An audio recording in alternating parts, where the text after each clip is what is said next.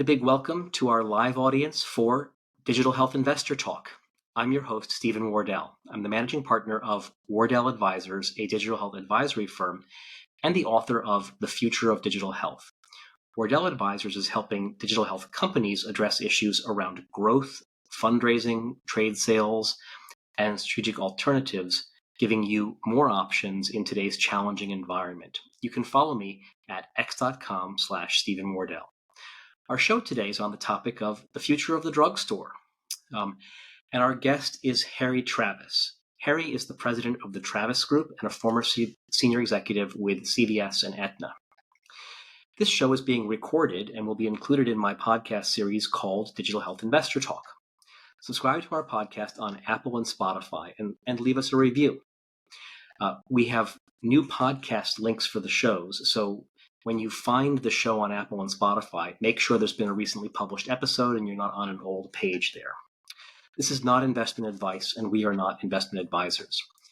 Here's the format of today's show. It's 90 minutes long, and Harry and I will spend the first part discussing the news and the macro picture and some other topics. And then for the second part, we'll focus on our special topic of the day. And we'll be taking your questions throughout in the LinkedIn text chat. Feel free to post your questions below. So Harry, welcome to the show. Hi, Steve. It is great to be here. Thanks for the invitation. By way of introduction, I'm a 30-plus year veteran of the pharmacy and specialty pharmacy and pharmacy benefit management business. I received my pharmacy degree from the University of Pittsburgh. My first job was in community pharmacy, and then I went back to school and got an MBA from the Darden School at UVA. I also have been to Harvard to their corporate governance training program, and to Brown for their executive coaching training program. I finished my corporate career at CVS Caremark as their senior VP of member services operations, where I led their mail order pharmacy, specialty pharmacy, customer service, and clinical operations team. I'm now doing consulting work, board work, and I speak and write on topics that I believe will shape the future of the practice and business of pharmacy. So your invitation to chat here is very timely. Thanks again. And did you know that today is World Pharmacist Day? So happy World Pharmacist Day to any pharmacist who might be out there in the audience, as designated by the World Health Organization. Thank you. That's fantastic. And you just mentioned that you have been a pharmacist yourself, not just a pharmacy executive.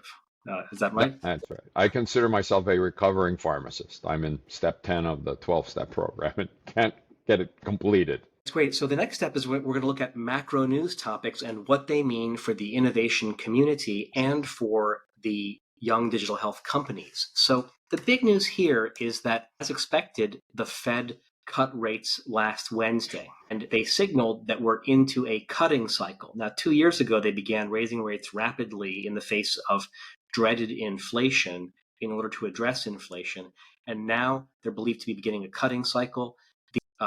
The cut was 50 basis points. That was considered to be aggressive. It could have been merely 25 basis points. Markets were up based on this. Wall Street was very happy in general. And the Fed signaled that when they do this, they tend to hint at whether they will continue to cut or freeze or even raise rates in the future. And they signaled that they might be open to cutting 2 more times by the end of the year. In general, markets liked that.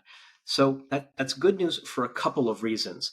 The first is that young, innovative software companies in healthcare, the whole venture and the employment, the people who go work there, and the investors, it's all about becoming a very successful company far off in the future. So if you have high interest rates, that discounts that to the present. It's worth a lot less in the present. If you have lower interest rate, it's worth a lot more today to have that success in the future. So the whole innovation economy is partly predicated on lower interest rates. I think with the risk-free rate at 5%, we've seen corporate bond rates at nearly 10%. Why would an investor put money in a digital health venture fund to be invested at 12 to 15% returns with illiquidity and non-transparency and a lot of risk? when they could get 10% in a corporate bond fund and just collect checks and count coupons. And so that's a good sign. The second reason is that high public valuations signal that a lot of these private innovative digital health companies that have been built up over the last 10 years could go public, not now, but perhaps in the future, at high valuation levels. So those are some of the reasons why we like low rates, and that was a good sign. Harry, any thoughts, anything to add about that? Any speculation about thoughts about what it means for the innovation economy now, and speculation about what the Fed might do later? I think that I'm certainly not going to try to forecast the Fed. I agree with you that if we're moving to relatively more of a risk-on environment, more capital is going to go into the innovative companies, and there's a ton of innovation going on in healthcare and biotech, so that is good. Although healthcare is probably the more recession-proof of kind of the segments of the economy, so the kick might not be as great, but in general, I think it's a good thing. That's great. And the NASDAQ also at around 18,000 points. That's also good for digital health companies. It's down today, I think, but it's up. The trend for the last few weeks has been up. At the start of 2023, the NASDAQ was at 10,000, and people were they viewed it as a risky bet, and the NASDAQ can go down as well as going up, and they were concerned that the NASDAQ would pull in further at 10,000. And now, in a year and 3 quarters, it's up 81%. And so, in order to be considered to be a genius, all you would have had to have done was just put it in the NASDAQ and wait at that juncture. And then I think what we're looking for now is we'd like more rate cuts. So 2 more rate cuts. I think expected is probably 25 basis points each by the end of the year. And then we'd love to see the IPO window open. The IPO window is currently closed. And what needs to happen, what typically happens is first of all, buy-siders want IPOs. So there's demand for product. So if there's demand for product by buy-siders, this is like the Fidelities and BlackRocks of the world, and there's demand to sell by the VCs and investors in young companies, then why are IPOs not happening? And the answer is that companies have not performed well in the aftermarket of an IPO. So you've seen, and what it means to perform really well is simply for the company to go public and for its stock to go up 15% and then stay up. That's all that has to happen, and that has not been happening. There's been and then next, what needs to happen is you need very high quality companies in healthcare or in tech to do this and perform this way, go from private to public, and have their stock price go up and stay up. And then what will happen is there are just scores and scores of unicorns, usually of not quite as good quality as the first ones to go out. And their boards will tell them to go out in order to get investors a return, and you'll see many IPOs. And when that happens, that's when the digital health companies can go out and go public. And we want to see them. It's for young companies. It's important to see companies IPO, because first is that investors need to know there's a chain there, and the chain is that they invest in young companies. Then those companies either are sold in acquisitions or go public, so the early investors can harvest and get their money out. And so that also then those investors can take those harvested returns and put them in young companies again. That cycle's broken right now in a couple of ways. It's broken because the IPO window has been closed for a long time. It's broken because Lane Khan at the FCC has been vetoing acquisitions, and so companies that get to the level of to a large valuation level don't know if they're going to unexpectedly have the FCC step in and block their acquisition. So we need to get those cycles going again. And for our audience, if you have any questions about this discussion, feel free to throw questions into the comments. Harry, any thoughts on what we want to see happen next? As you say, more rate cuts would be good, and I don't have anything more than that. Great. So next is a discussion of industry reports. So we're just looking for reports that have come out in the last couple of weeks that have topics that are of interest to our audience. And here I'll point to AI is always topical. We're currently going through a generative AI revolution in tech and in healthcare and in B2B. So Flare Capital has come out with a report where they looked at 4,000 investments and they found that, I think their conclusion of this report was that that investment has been going into the following categories, but they also expect it's going to continue going into these categories. And so that is in healthcare, financial management, patient or member engagement, and workflows that extend what humans do. Now, interestingly, what we're not seeing here in this list is replacement of provider labor or decision making. You could extend what a provider does, and so that area, making a diagnosis, putting together a care plan, innovators and investors are being very cautious about that for a couple of reasons. One is that this is not a good environment to have products that make mistakes. And the second is it's a highly regulated environment. Part of that regulation just blocks what you can do. Part of it also empowers doctors. And so doctors have the ability to spot and then avoid buying software that challenges what doctors do as well. So you're often helping a doctor, but not taking a doctor out of the process. So that's one report, and I recommend the Flares report to our audience. Harry, any thoughts on reports that have come out in the last couple of weeks? Well, I'll just add on the Flare report is great because they give maps of companies and investments across life sciences, kind of pharma, healthcare providers, physicians, pharmacies, that type of entity, and payers, the insurance companies. And so their mapping of companies there is great. You get a sense of how they look at them. You know, no report is 100%, but it's a great starting place for someone who's just looking at AI and health and then wants to drill down from there. A couple other, one of the hot topics that I'm sure we'll talk about later on, but in terms of a report, there is a battle going on that a lot of people are seeing in the press between the FTC and the PBM industry. We'll put it in, if you put them in things in the show notes here, a link to the FTC issued an interim report on their analysis of the PBM industry, 70-page report, chock full of good, interesting information. But if you're going to read that, you should also read the dissent from one of the FTC commissioners who kind of challenged everything that was in the report. So there's nothing that says the FTC has it all right nor all wrong. So it is nice to be able to read both of them.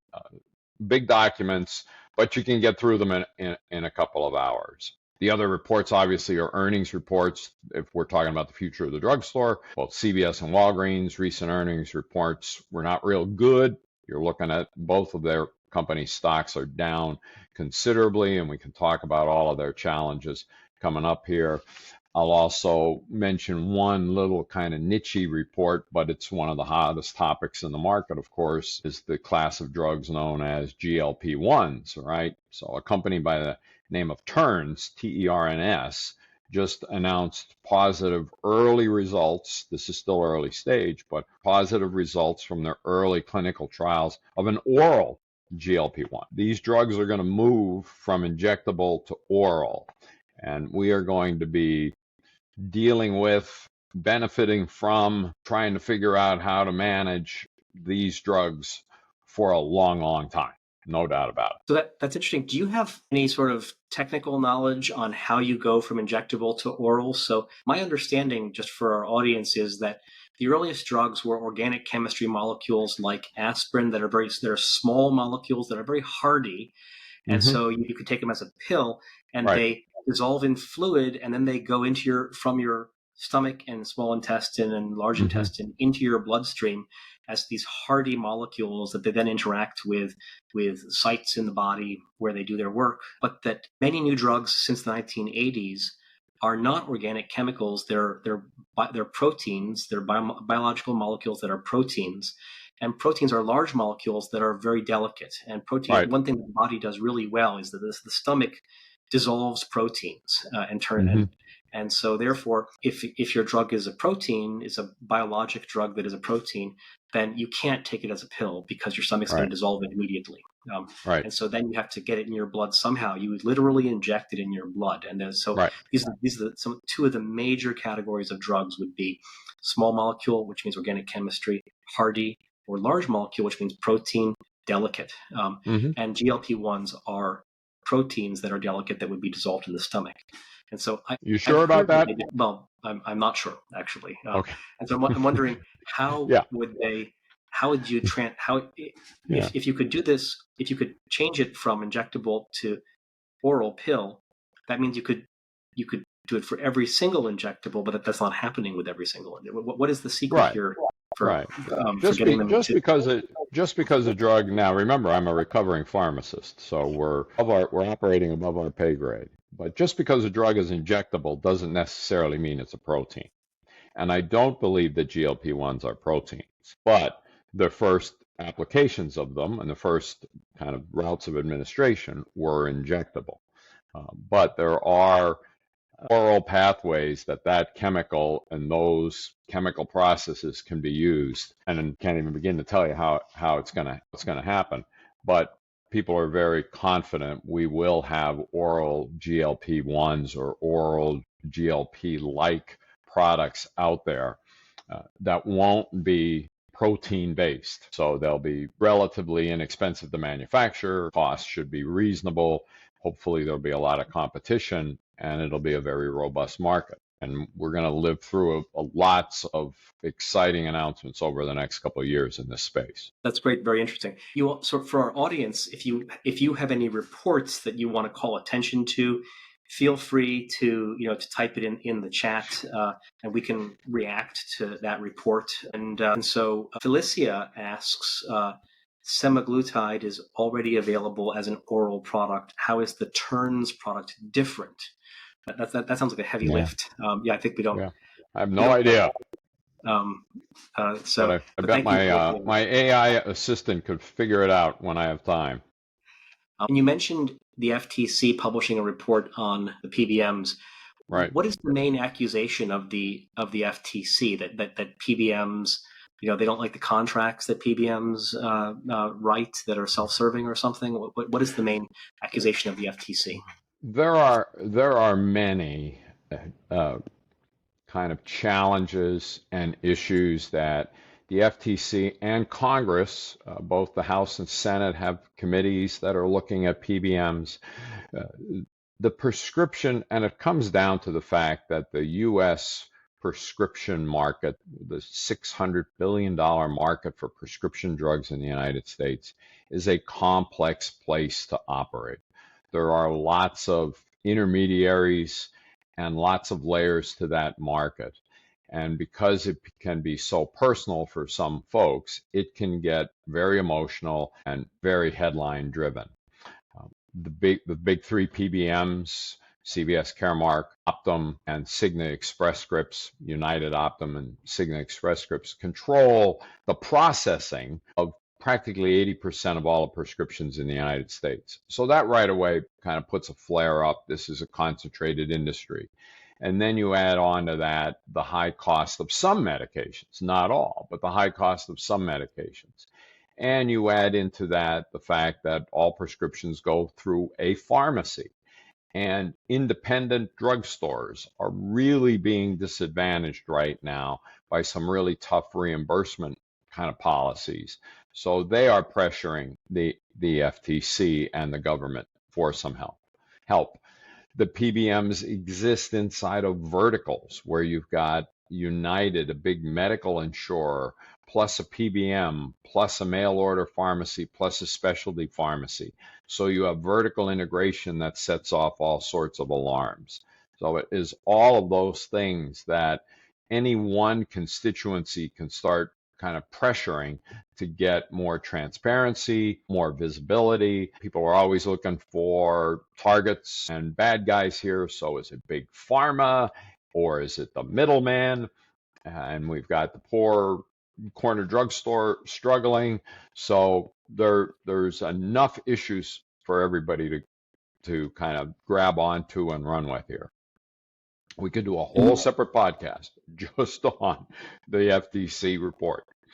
And everyone has stories of how if they buy a drug one way, it Right? it costs $700 with no support Yep. from your plan. If you buy a drug another way, it's $300 with your plan paying 90% of Yep. it, or and then you can buy it at Walmart for $8 or something. Right. So next, we're moving on to business news and trade journal stories. And again, for our audience, feel free to throw in stories you want us to comment on in the chat. To kick this off, I'll just ask, what is the biggest story in healthcare right now? And I'm going to throw out there that I think it is generative AI for hospital billing is what I think is the biggest story. So this is Mm-hmm. an increasingly defined sector where generative AI is showing that it can play a role. It turns out that not a lot of people have been going into the role of being a medical coder for several years now.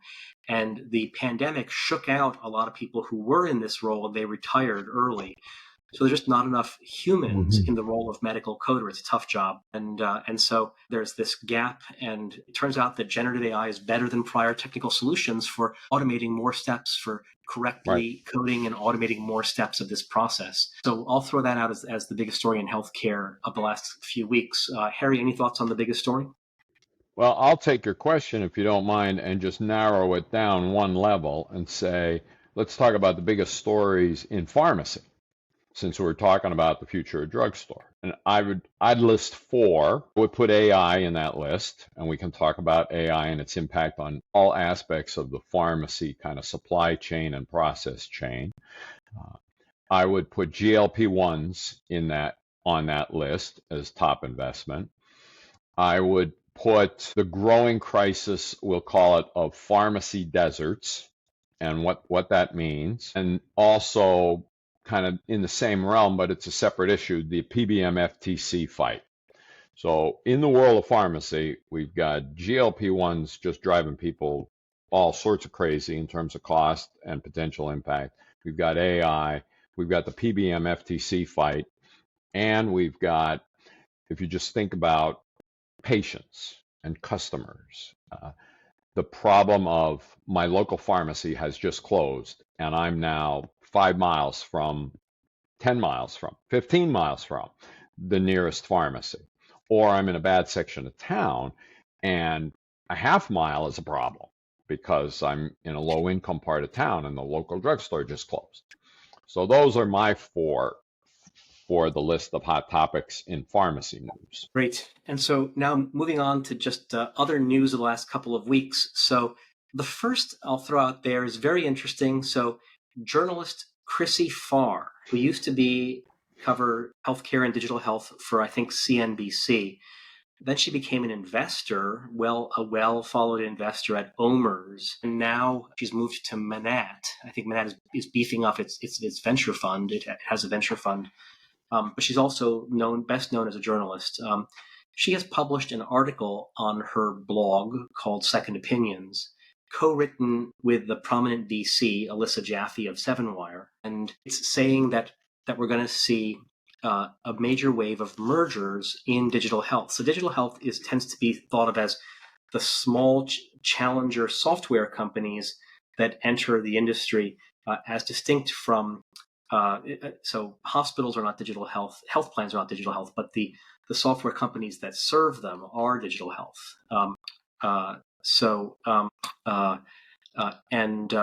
There's been entrance of thousands of these companies into healthcare since 2009 or so, which was when the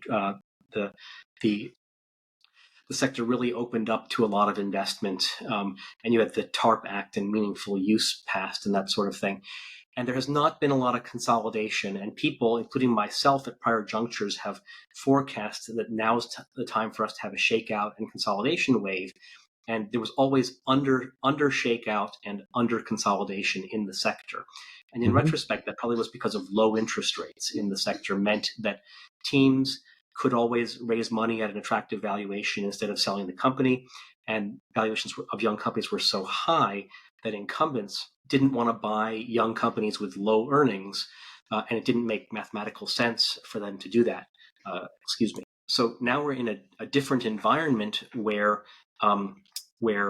valuations are lower, and so it may make more sense for consolidators to buy again. And what Chrissy Farr and Alyssa Jaffe are pointing out is that incumbents have grown. They have some metrics like in 5 years they've doubled their size. Big incumbents like Lilly, United, and HCA have gotten much larger in the last 5 years.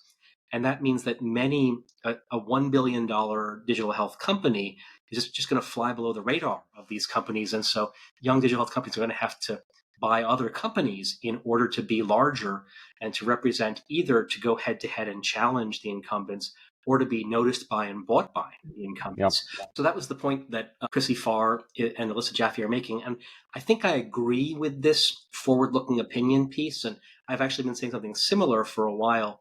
And I have been pointing to different drivers, though. And the drivers that I've been pointing to are that software purchasers in the market increasingly want a consolidated suite. So in two very important markets, in the provider market, that's hospitals buying software for hospitals, there used to be, most hospital CIOs used to want what was called a best of breed. What they would do is they would ask their doctors what they want, ask their CEO what the CEO wants, ask their CFO what the CFO wants, ask the head of radiology what radiology wants.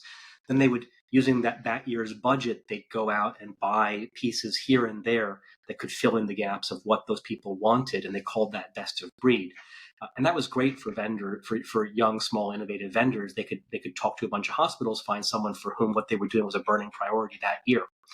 Now, increasingly, they're moving to what's being called an enterprise buy, and that is that the market has matured a great deal. Sellers like Epic and Cerner have matured a great deal. Buyers like hospital CIOs have matured a great deal.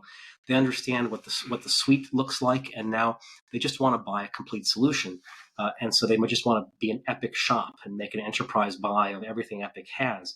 And this is bad news for innovators in this sector who have to figure out how to fight against that trend. And another one is the employer healthcare sector. So this is the benefit leader at the progressive large employer, buying benefits. And that, it used to be that they bought over 60 benefits, often each one from a different vendor. And that meant that they had, if they have 3-year contracts, that meant they had 20 contracts coming due each year, which in turn meant that they were had every month that they had one or more contracts they were renewing. And now that sector has matured, and buyers are looking to buy suites, and they're looking for meta functionality across the entire suite. So they're looking for analytics and reporting across the entire suite. They're looking for gamification across the entire suite. They're looking for a single IT security guarantee across the entire suite.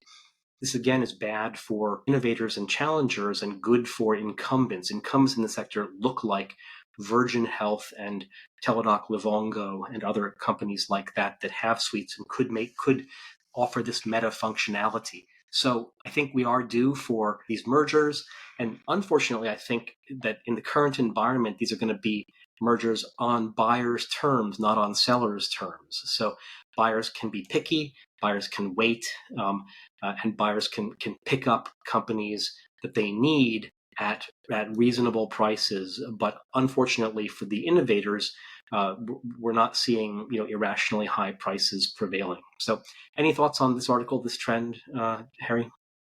I think as it applies to pharmacy, maybe not the drugstore operators, we'll talk about them in a minute or two, but just the amount of innovators that are coming into the space now that are AI innovators aimed at trying to improve a part of the pharmacy process, the pharmacy workflow. There does seem to be a lot of them, and many are duplicates. There's a couple companies working on kind of each piece of the puzzle, be it patient engagement, medication adherence, drug utilization review. So I think that there was a rush to fund a lot of companies, and it was easy to start training a model to do some whiz-bang stuff.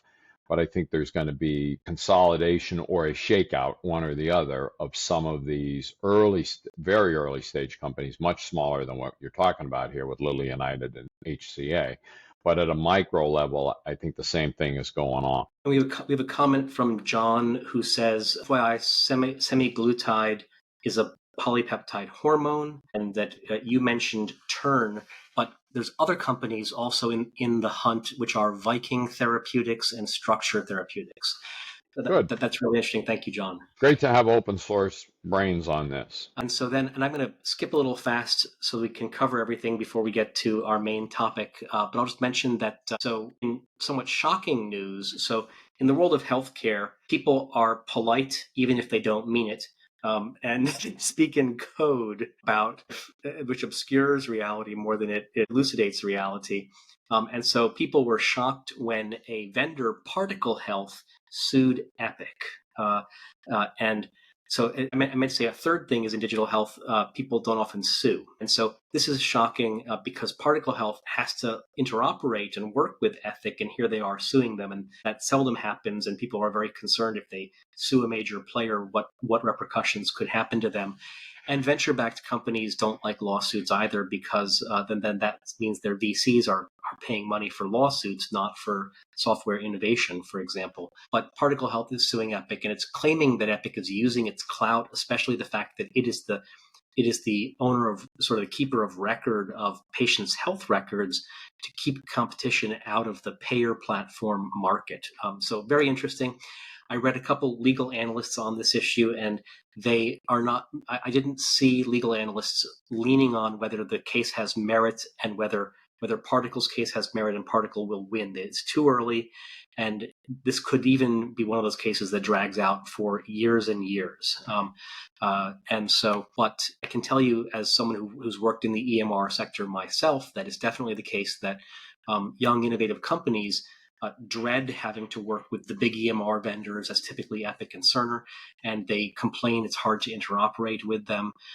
And then those companies, Epic and Cerner, they say, look, we have special programs, we spend money just on this issue of interoperating well, we're doing the best we can.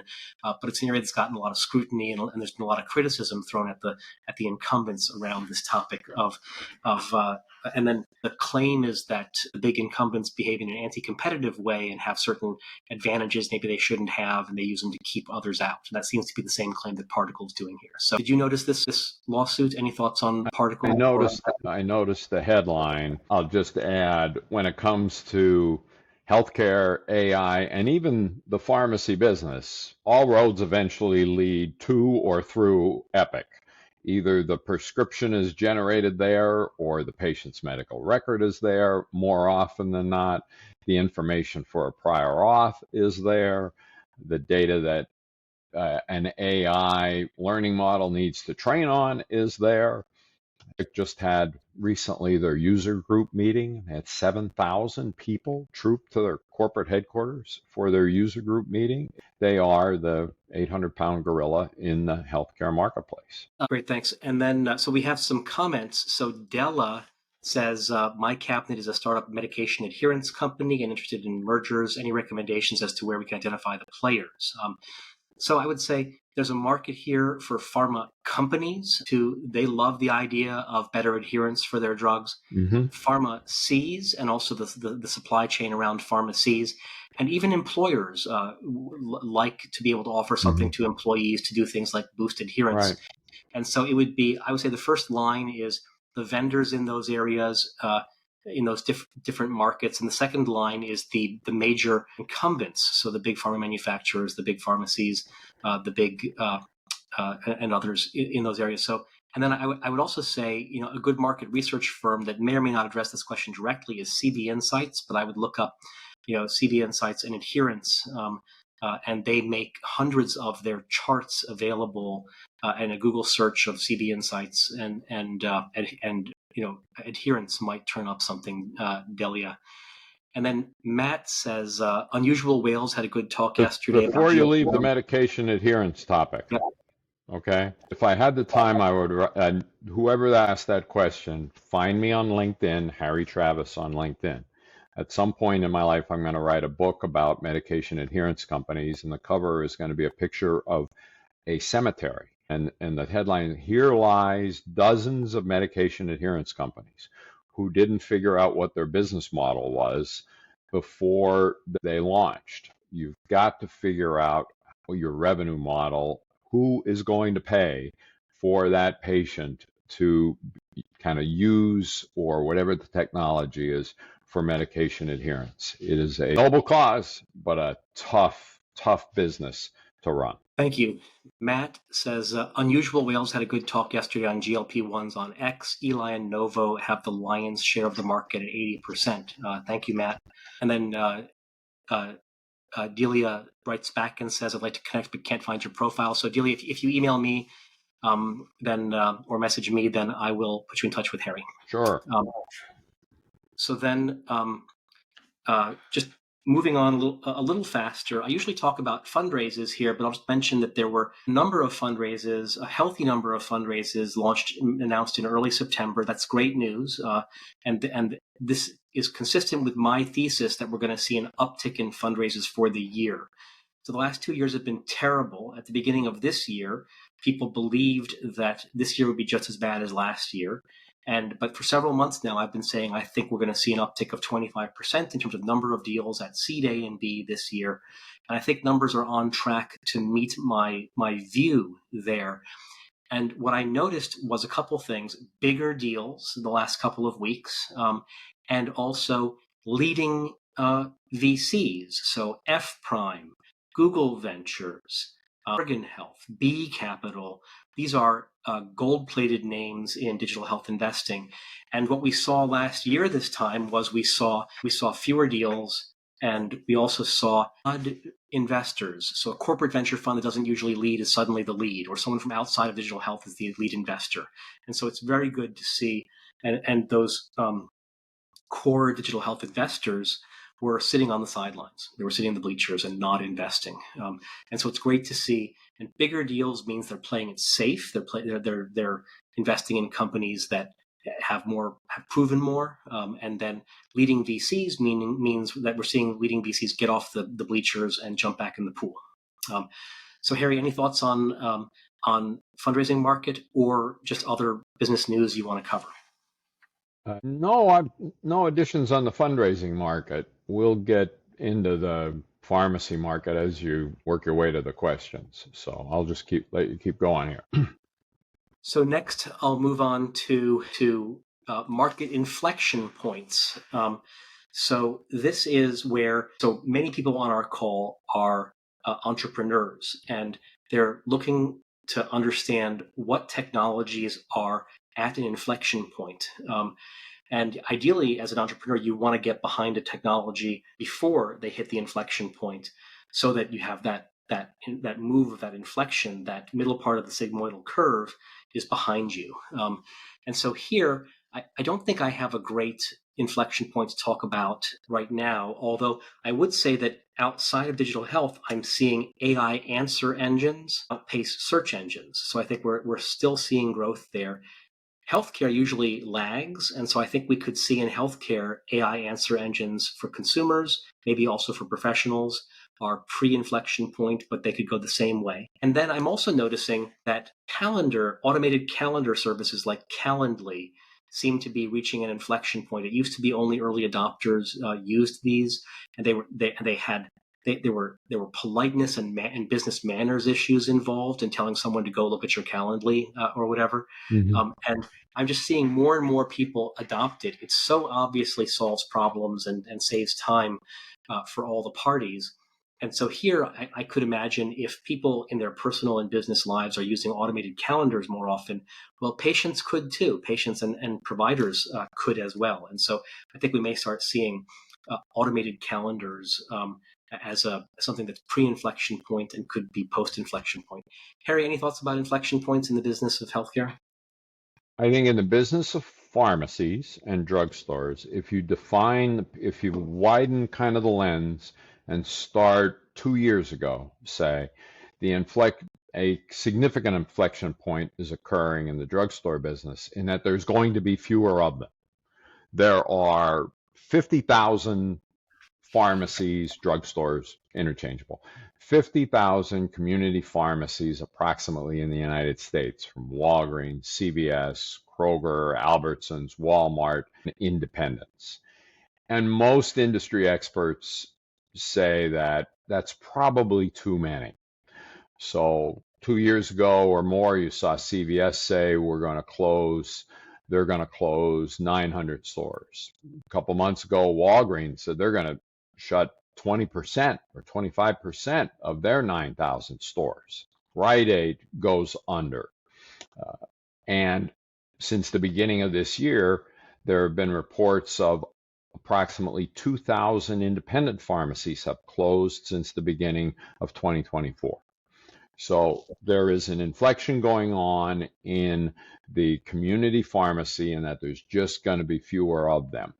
Creates all sorts of interesting problems and opportunities, but that I think is a very real inflection point in this market. That's interesting. I remember 6 or so years ago, no one was talking about this at all. And what they were talking about was that the pharmacy was the new primary care physician's office, and you were going to go there and have 75% of your medical issues addressed right in the pharmacy. And this was a wonderful growth opportunity. Boy, things have really, that has not panned out the way that people thought. Absolutely right. So the next I'll move on to something positive about and useful about technology in your life that has helped you. It's helped you in your jobs, made you more productive, made your life better. And so here, I'm going to throw out an interesting thing, which is I think that the business community has standardized on a new monitor, a new desktop monitor that is better than before. And so if you look to shop for monitors, you will find a bewildering array of monitors. You'll have no idea what to buy. But there is a new kind that I think is the right kind to buy. And I actually think people should buy 2 of them for their desktop. And this is, so the new size is 27 inches. If you use small monitors in the past, 27 inches is a step up. It's a bigger monitor. It's not a giant monitor, flat, not curved. Curved adds expense, and most people don't need it. And then the key is that it's 4K. 4K is also called UHD, which I think stands for ultra high density. Ultra high def. Ultra high definition. So 27 inches and UHD, and many people make this. I like the Dell model for this. And lastly, they've added a new connector, and the new connector is USB-C.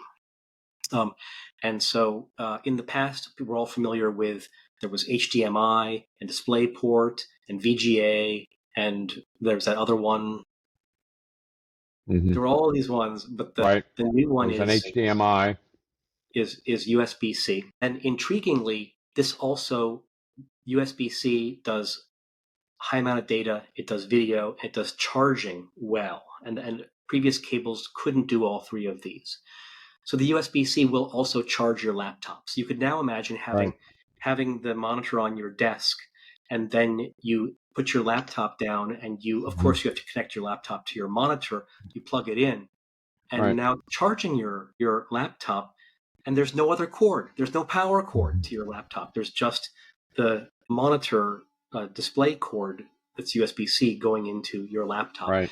So I think that's a winner. And then 4K just means that it effectively gives you more real estate on your desktop to play with and have applications and fit more on your screen.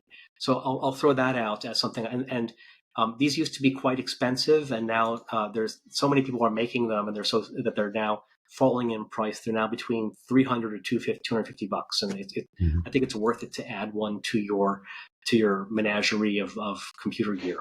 So, Harry, any thoughts on tech that's improved your life? I am in the middle of just jumping into the deep end of the pool of AI tools. So I'm using Perplexity as my go-to for searches. I'm trying not to use kind of a Google search. Perplexity is the one I'm using. I'm using an application called My Mind for my desktop organization. It's a place to just throw everything, and it's just got a great search tool on it. Using Fathom for my note taker on Zoom.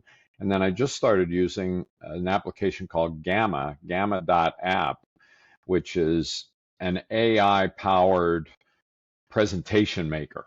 Think of PowerPoint with AI behind it. So you just say to it, it's got a prompt window. I want a 10-slide presentation on the changing demographics of the Florida market, or the changing population demographics of the United States. In 15 seconds, you got it's an amazing tool to watch. That's gamma.app. So I'm just trying to force myself to kind of embrace as much AI technology as I can. Because I think all of these things can be applied to healthcare. And you have to be able to use it and then think about, well, how is this going to work in filling a prescription? Holy cow, I could do this or I could do that. That's really great. So really interesting. I'm going to check out each of those. I've seen people use Fathom on Zoom calls, in the past. Most of these are new to me. And I think you've just listed out the greatest number and the most interesting collection of tips for our audience. And then I like Perplexity AI. You can replace Google search in your browser, your Chrome browser, your Safari browser, whatever, with Perplexity. I like it because I'm always looking up venture funds or companies, and it seems to get information from multiple sources and put it in a systematic way that I become familiar with, and I see the same stuff in where I expected to see on screen.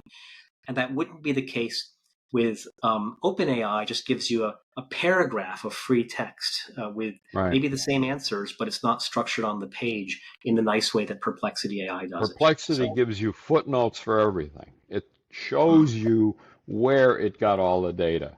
It can still hallucinate, but generally it's an easy click to dig in. And now we're moving on to upcoming conferences. And so for our audience, if you want us to review a conference or you think there's an important conference our audience should know about, feel free to mention it.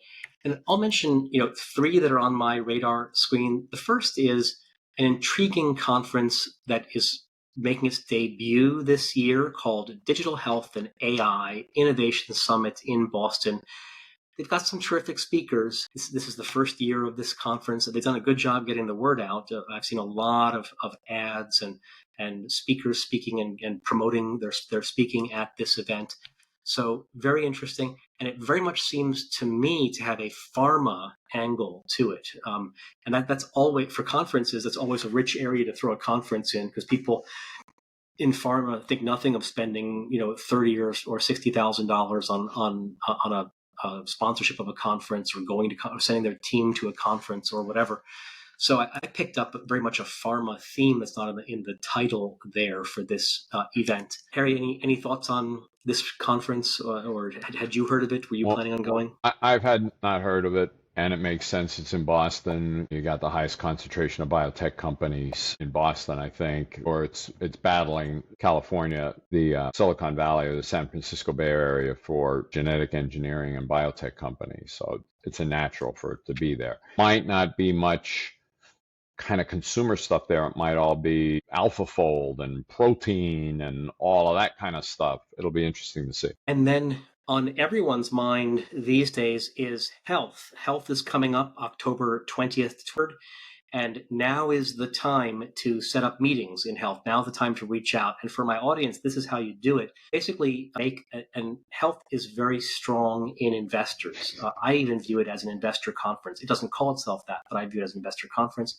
You also have CEOs of vendors are there, but it's weak on software purchasers. It's not a very good trade show. You do get innovation executives at hospitals who usually don't have a budget. Innovation executives at health plans don't have a budget. Innovation executives at pharma don't have a budget, but they're influencers within those organizations. Those are the kinds of people who come. And so for people raising money, and every young company is always raising money, what you do is you make a list of venture funds who could be relevant, who you haven't spoken to yet, and also venture funds who you're staying in touch with, who know you, but maybe you've only done 2 video calls with them and never met them in person. And then you generate a communications plan. So a story, usually there's 3 kinds of information. There is sales news, product news, or syndicate news. Syndicate news is like saying a corporate venture fund is interested in us and has promised to put $1 million in our next round pending we find a lead investor. That would be syndicate news. And so you figure out a news story, and then you go to all of these people well in advance, like now, and you say, I'll be there, let's meet at the conference. And these people are in meeting mode. They're setting apart a large part of their day just to do meetings. So you're more likely to get a meeting with them in this way. So that's people are gearing up for health in Las Vegas in late October. Harry, any thoughts about health this year? I've been to health 2, 3 times. I'm not going this year just because I've got other meetings I'm going to, but I still don't think health has found kind of the right niche for pharma and pharmacy. Mhm. So just kind of for me and my market of pharma and pharmacy, health didn't offer enough. Consumer digital health, I get it, and the that broader kind of play, it's a cool meeting. But you got to have a plan. You got to have a plan. It's a big, crazy meeting. So John asks to repeat the software. So I'll just go over Perplexity AI as default search engine, answer engine, My Mind for desktop organization, Fathom for Zoom call notes, Gamma for presentation development, and Nomi for virtual coach or friend.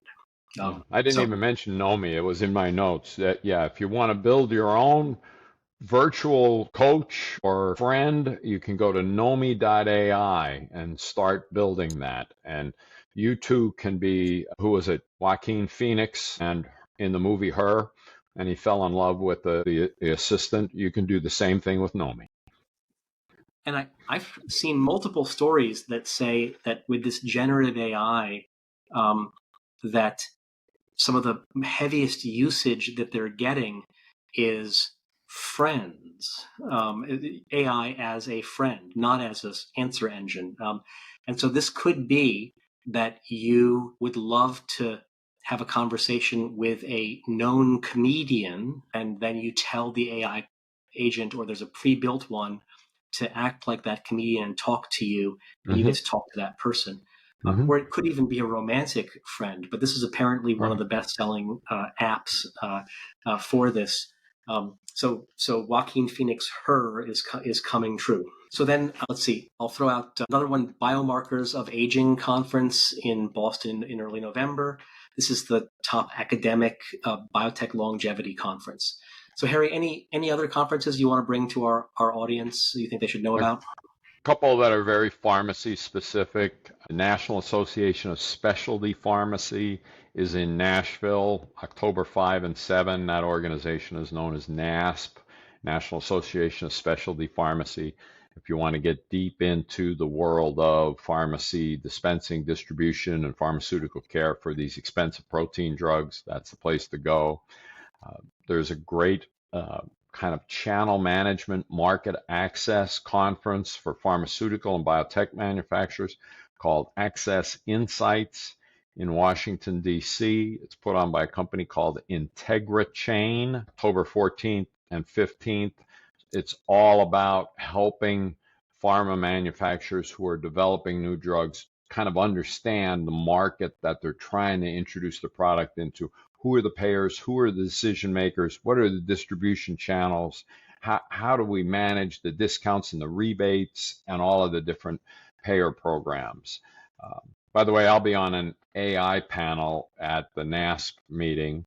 And then there's another organization called the Academy of Managed Care Pharmacy, AMCP. Their meeting is in Vegas, October 14 and 15. It's their biannual meeting called AMCP Nexus, which is great for all of the pharmacists who are involved in managed care, insurance plans, prescription benefit managers, trying to figure out the coverage policies to deal with, to kind of help employers and plan sponsors manage drug trend. Those are the three big ones in the near term. Thanks. And our last section before the main topic, just personal notices. And so here, the personal notice that I'll throw out is the next show will be October 9th, Wednesday, October 9th, and that's going to be a view on a solution for high healthcare costs with Matthew Holt. Many people know Matthew Holt. He's the coiner of the term Health 2.0, ran the Health 2.0 event for years, and incisive healthcare commentator and curmudgeon. And now he is going to help us solve high healthcare costs. Harry, any upcoming personal notices for you? As I said earlier, I'm really interested in AI and AI tools for pharmacy. So if any of your audience knows of companies that are working in that space, send them to me. I'd like to get to know them and either interview them or write on them. I have a small network an informal network of industry executives, and we kind of create forums for new companies to come and test their pitch. So, and we're looking for investors to join that forum. So find me on LinkedIn and I can tell you more about that. Great. So our main topic, the future of the drugstore. Consumers have more options than ever. Conglomerates are looking for weakness. What will happen with the drugstore? So let me just start off by saying, Harry, what is the future of the drugstore? As I said earlier when we were talking about the inflection point, I think the future of the drugstore right now in general, and so all my comments will be kind of generalized. There's all sorts of different pockets, but I think the future of the drugstore is challenging right now. As I said, there are going to be fewer of them going forward. There are reimbursement issues in terms of how much pharmacies get paid for what they do. There are more channels available for people to get their medicine. So companies like Hims and Hers that will kind of direct to consumer, you can kind of get care online and they'll ship a prescription to you or send a prescription to one of their home delivery pharmacies, is fragmenting the drugstore market. Now, just to continue on, the core business of a pharmacy, if you think about what a pharmacy is, the core business of a pharmacy is it's a distribution business. Pharmacies don't make anything. Okay, they distribute product. And the product they distribute are prescription drugs. There are more prescription drugs coming out, and more people need prescription drugs. So the underlying forces of the business are positive. As we all know, there are 10,000 people turning 65 every day. I forget how long, but the aging of the population and most people who are over 65, I think the number is like 85% people over 65 are on at least one med. So the demand side of this is strong. There's over 6 billion if you normalize to like 30 days worth of a prescription in a bottle.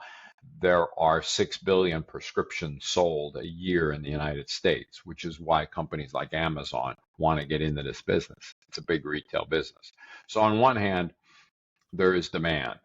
On the other hand, there are great pressures in terms of the profitability being put on them by insurance companies, and there are other alternatives being popped up that are kind of pulling some of the business out of the pharmacies. Specialty drugs, where all of the money is, real high cost drugs, it's a small percentage of the prescriptions, but a very high percentage of the dollars. Those are typically done by more specialized pharmacies in central locations, and the corner drugstore doesn't get a chance to dispense those. So that puts more pressure on the drugstore. So that's my quick summary of a challenging landscape for drugstore. Thank you. Yes. So let's just dive into a part of that for a second. I think you've said in the past that consumers have more options than ever. So it could be the mail order option from your employer. It could be that you saw an ad for Hims and you're going to go and get something, Right. Embarrassingly a mail order test for an STD from Hims, and you don't want to talk to Right. your that one's taken away from physicians, not from pharmacists, but it could be a drug as well. And your pharmacist would love to dispense that, but for some reason that consumer wants to go and privately get it from Hims, and then etc. What other options do consumers have? Well, there's a growing number of cash pharmacies, and Mark Cuban started this. So you realize that, okay, I can get for certain drugs, either if I'm not insured or if I do have insurance, but my copay is X, there might be an option for me if my drug is generic for me to actually just kind of go off plan and buy it for cash. So you can do that through what you would call mail order pharmacies or home delivery pharmacies. Cuban Cost Plus, we'll deliver it to your home. So there are all of those options as well. And there are more and more. Lilly and Pfizer just launched, both Lilly and Pfizer launched direct to consumer kind of operations. I think they're just getting organized, so there's still more to come on the details, where you can see a clinician get a prescription for a Lilly drug and it's shipped to your home. And the pharmacy is out of the loop there. There is a pharmacy in that equation, but you're not going to see it. It's a special home delivery pharmacy under contract with Lilly or Pfizer. Yeah, very, very interesting. I would never have believed that that big pharma manufacturers would go direct to consumer, because you'd think it would first of all, it puts them at odds with doctors. Doctors are the greatest salespeople of pharma, and so they don't want to get askance with doctors who have the relationship with the patient. And second of all, pharmacies are also their channel that big pharma has usually been happy with. And so pharma, by going direct, puts itself at odds with both of these. Any idea why they felt they could do it with pharmacies? I heard one pharma company say that there was confusion. Consumer patients wanted a drug, and there was confusion about how they would get it. And so the pharma company had to provide it direct, so that if the patient went to the pharma company, they could simply direct them to this option and ensure the patient got it promptly right away. That sounds a bit, I don't know, that doesn't sound like the greatest business case to me. Any sense as to why pharma thought it could do this in a way that threatens pharmacies right now?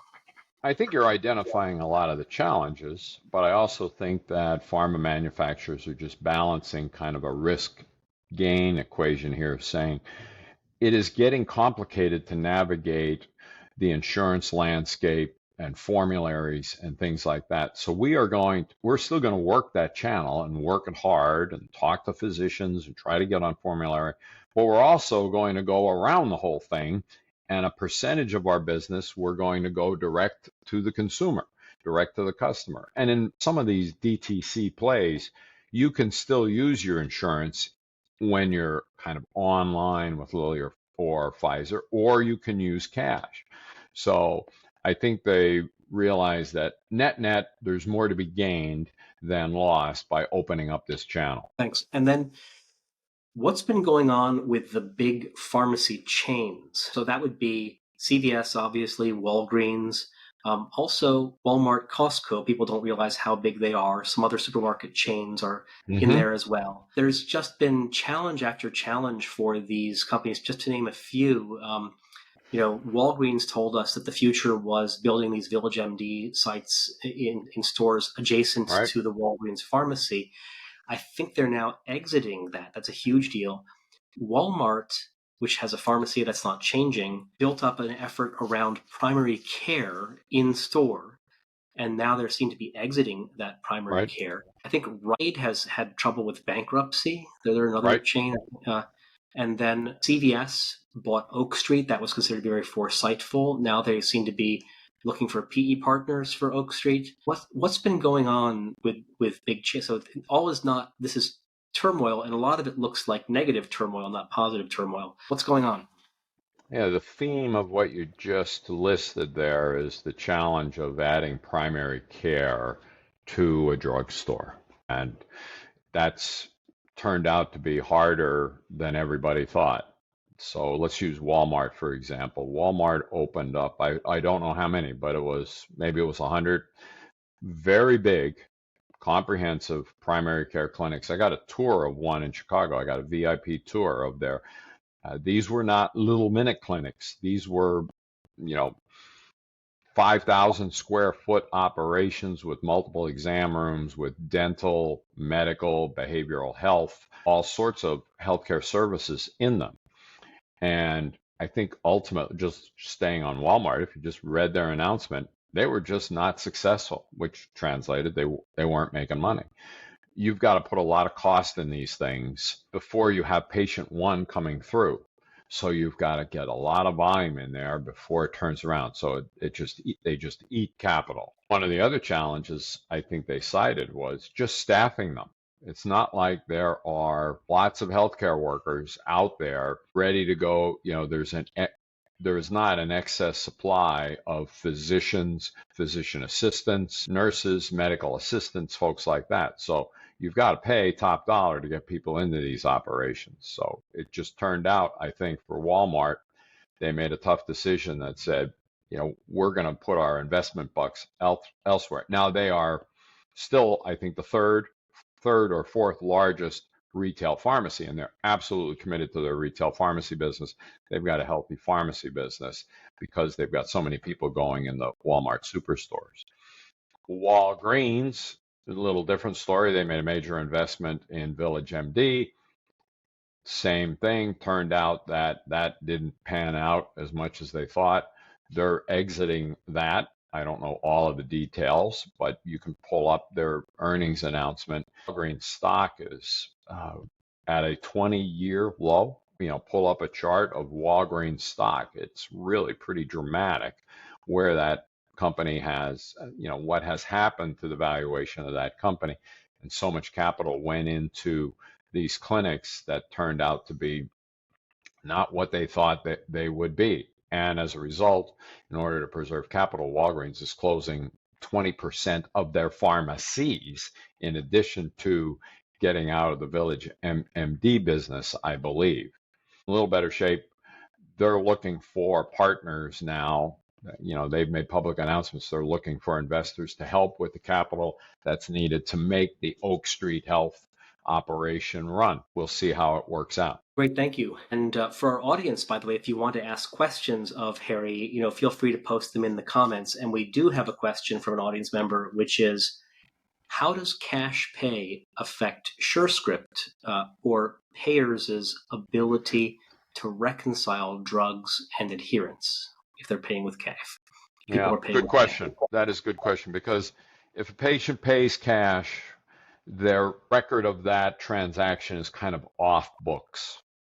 And one of the tasks that we want PBMs to do is to manage all of the patient's prescriptions from an information standpoint so that the PBM can then query that data and see that a patient is on two meds that might have an interaction that nobody knows about, or the fact they are on diabetes medications, but they aren't on cholesterol lowering meds, and they should be. So it can identify gaps in care. But this goes back to my comment about fragmenting the supply chain and fragmenting the pharmacy process. It might seem convenient for a patient to, I'm just going to buy cash from Mark Cuban. That's good, but to them in the short term. But in the long term, it might be bad because now we don't have that data. Now there are ways to capture that. The data exists in the pharmacy that dispensed it for cash. We need to figure out ways to kind of coordinate care and create more interoperability and more visibility to that data transaction. That's great, and thank you. And so the next is, and we touched on this a little earlier, but PBMs have gotten a lot of bad press lately, and no one understands why drugs cost so much and prices are so variable. And they were getting bad press for a number of reasons. Now, apparently, the FTC has just published a report on them, a negative report on them. What is going on with PBMs? Are they thriving, or are they in just as tough shape as pharmacies? Oh, I think the PBMs from an economic standpoint and a financial standpoint are doing fine. I think that there is a ton of confusion. I won't say misinformation. That sounds like people are trying to mislead you. I just think there's a ton of confusion around the cost of medicines. The vast majority of prescriptions dispensed in the United States, I said there were 6 billion prescriptions dispensed. 90% of those prescriptions are generic and are relatively inexpensive. So on average, the average prescription sold in the United States for hypertension and lower cholesterol and even behavioral health is really pretty economical transaction for most of the population. But you do have high profile meds, high profile diseases. It could be cancer, it could be rheumatoid arthritis that have drugs that have been approved that are $5,000 a month. So there's a little bit of the tail wagging the dog here in that a small number of drugs and a small number of patients, not to minimize their plight, are are getting a whole heck of a lot of attention in this, and how PBMs manage that is not easy for folks to understand. Thanks. And then look at big tech. So big tech is always looking at ways to get into healthcare. And healthcare is usually behind in technology for a number of reasons. Mm-hmm. One is that it's highly regulated, and another is that there's often insider companies build software in healthcare as opposed to large incumbents coming in sort of a protected market for insider companies to thrive. But we saw Oracle buy Cerner a while back. We've seen Amazon buy PillPack. And big tech, when you think about it, Microsoft, Amazon, Google. Google bought Fitbit a little while back, and it has Verily, which is in the world of life science as well. They're always looking to get into healthcare, including potentially pharmacy. And I've looked and I've seen Amazon take some steps of shocking so Amazon has a robust pharmacy page if you don't know about this, and Right. you can get your prescription filled through Amazon. And I've seen them come in with the occasional lowball price for a common product that shocks the industry the same way that Walmart shocked the industry by having like $8 prescription drugs, as an example. Right. I did not see Amazon have a big impact with PillPack. It bought PillPack partly to become a licensed pharmacist in all 50 states, but also for that tech of the string of small plastic packages with pills in them, which I thought could really address the adherence problem if deployed on a mass basis. That has not seemed to take off, unfortunately. Right. And so, what are you seeing with big tech? Would this be good for consumer but bad for the local pharmacist if big tech got in more? And what are you seeing, and what could happen in this sector? Okay. First, from a technology standpoint, I'm going to give you an alert. I'm talking to you from Orlando, Florida, and we are experiencing the outer bands of this hurricane that's coming up through the Gulf. So there is a raging lightning storm right above my roof right now. So if I disappear, it's because, we had a flicker. Hopefully that won't happen. We are far from the hurricane, but we're getting the outer bands already of the storms coming through. So to your point about big tech, Amazon has not had the impact that everybody thought they would have with their acquisition of PillPack. But Amazon is, in my opinion, is like kind of the elephant in the jungle. They're going to figure it out, and they're going to get there one way or another. They may have stumbled a little, or they haven't figured the whole market out, but they've got so many resources. They will keep trying and get a piece of that $6 billion transactions that are occurring over time. And yes, it will be it's a zero-sum game. Okay, some of those prescriptions are going to go to Amazon that would have gone to your corner drugstore. Big tech writ large, Microsoft, Oracle, Google, OpenAI, Anthropic, those kind of companies, I think are looking at pharmacy probably secondarily to medical, because pharmacy is 15 to 18% of the total cost of healthcare. So it's kind of viewed as a sidecar, but when people dig in, they realize how much activity and how many transactions are there. They're like, ooh, it touches more people. You use your pharmacy benefit more than you use your medical benefit on any insurance plan. So the frequency is there. And there are armies of people with headsets on in call centers supporting PBMs and mail order pharmacies and specialty pharmacies, all trying to navigate data on screens. And what we're seeing is large language models can do that. So I believe the play might not be apparent to the consumer, but it'll be in the back office where lots of efficiency is being driven by models coming online. Very interesting. And so I follow what is said on the All In podcast. which is talking usually about B2B tech, sometimes about B2C tech, almost Right. never about healthcare. But they came to their own kind of conclusions there that call centers could be one of the sectors most affected of I all the listened to sectors in that the US. episode. That was last Friday's episode. Yep. Yeah. And healthcare has call centers. Could be a call center for a emergency dispatch. Could be call center for hospital's front door. Could be call center for managing customer service for a mail order pharmacy, for example. So very interesting. And then, so for our audience, any additional questions for our guest? And then, well, just continuing on that theme of generative AI in the world of pharmacy. So we're in the second year of a generative AI solution. It serves as an answer engine. It also can have agents that act upon the real world, using some of the reasoning and some of the if this then that decision making. Right.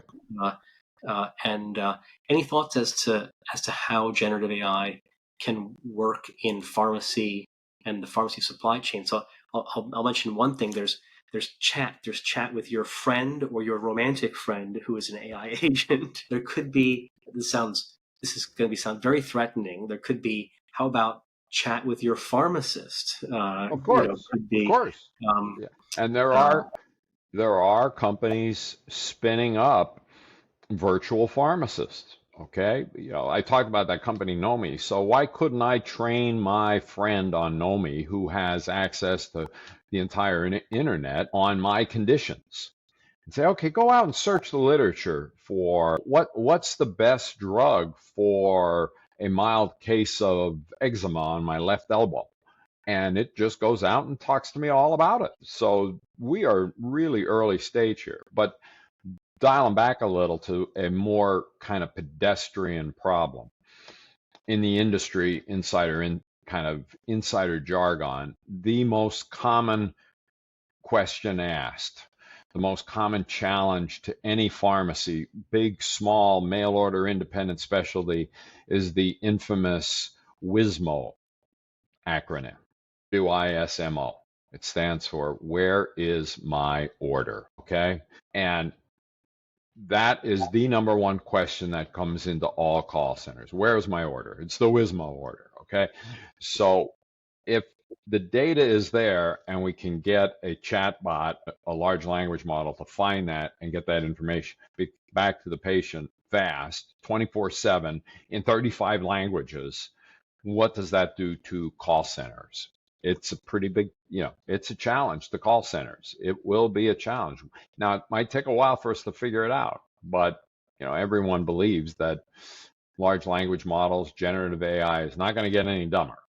And it's just a matter of training these things going forward. what's interesting is that where AI is strong is where there's a hypothetical encyclopedia. An encyclopedia exists. The AI agent is trained on the entire encyclopedia. Someone then asks it questions about what's in the encyclopedia, and it tells you. And where that it's just a little extra good at answering your exact question using what it knows from the encyclopedia because of its weights and its language model, etc.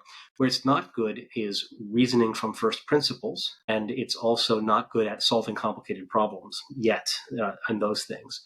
But it seems like the ask your pharmacist issue is more the encyclopedia. We currently have to train young people to memorize the equivalent of multiple textbooks or an encyclopedia to be able to answer these questions.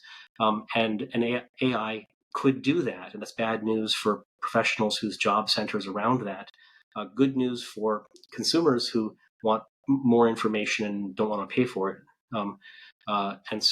But there's the other issues where AI is not so strong, and that would be, for example, in diagnosis. So at least the specialist physician is still in the clear. We're all racing against the machine here to retain our relevancy in our paycheck, and the specialty physician who has to make a difficult diagnosis between two different kinds of cancer is still needed. And I think Elon Musk created this interesting framework that I like, which is that in the time of Galileo, Galileo said that the Earth revolves around the sun and not the other way around because of his astronomical observations. He made astronomical observations, and the Earth revolving around the sun fit those observations, and that's why he believed that was the case. If you had an AI answer engine at that time, reading all of the books that were published at that time, it would have said Galileo's wrong. Right. And the sun rotates around the Earth because look at what it says in these books, and here's the footnotes that cite it. And so what you really want, and our AI answer engines today, they'll tell you what's in Wikipedia, but they won't reason from first principles. They won't go to the astronomical observations and then build them up into a model of what rotates around what. And so what we're looking for, we need to understand that distinction. And then what we're looking for is the future model that reasons from original data or first principles. And we haven't seen that yet. So a last chance for our audience, any questions for Harry? And then everyone in our audience goes into a pharmacy convenience store, and we've seen them change. We have seen sophisticated devices pop up in the pharmacy, a home Bluetooth blood pressure monitor pop up in the pharmacy. We've seen convenience clinics open up in the pharmacy. We've seen kiosks that will take healthcare measurements of you, your weight, your blood pressure. We've seen kiosks for telehealth visits with nurse practitioners and physicians who are not in the store. We've seen these sorts of things in pharmacies. What are we going to see in the future? Apart from, well, one thing is that we're not going to see a pharmacy in the future. Our neighborhood pharmacy is going to be gone in the future. I hope we are going to be able to balance the technology with the human interaction, because pharmacists in whatever setting, chain stores, grocery store pharmacies, independent pharmacies, pharmacists are still the most accessible healthcare professional out there. And we haven't figured out a way to maximize their ability to help patients stay well and get well, motivate them to stay on their medication, motivate them to go see their doctor, get a different medication. There is nothing that can replace a pharmacist knowing a patient, knowing their family situation, being sensitive to social determinants of health. Okay, you're not going to get an AI bot to figure that out easily.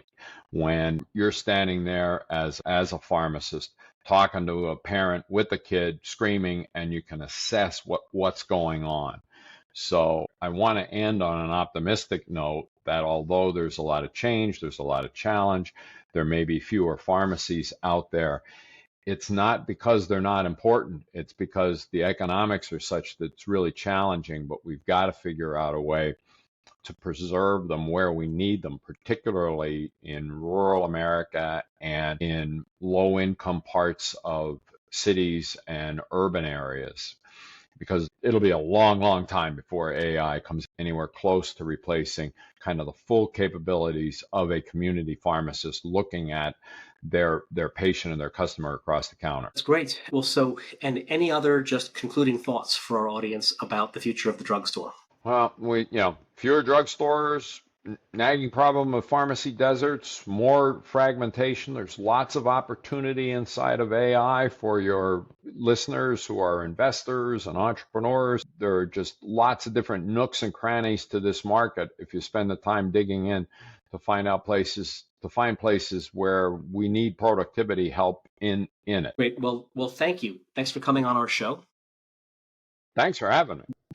And thanks for the questions to the audience. So you've been listening to Digital Health Investor Talk with our host. I'm your host, Stephen Wardell, and thanks to our guest, Harry Travis of the Travis Group.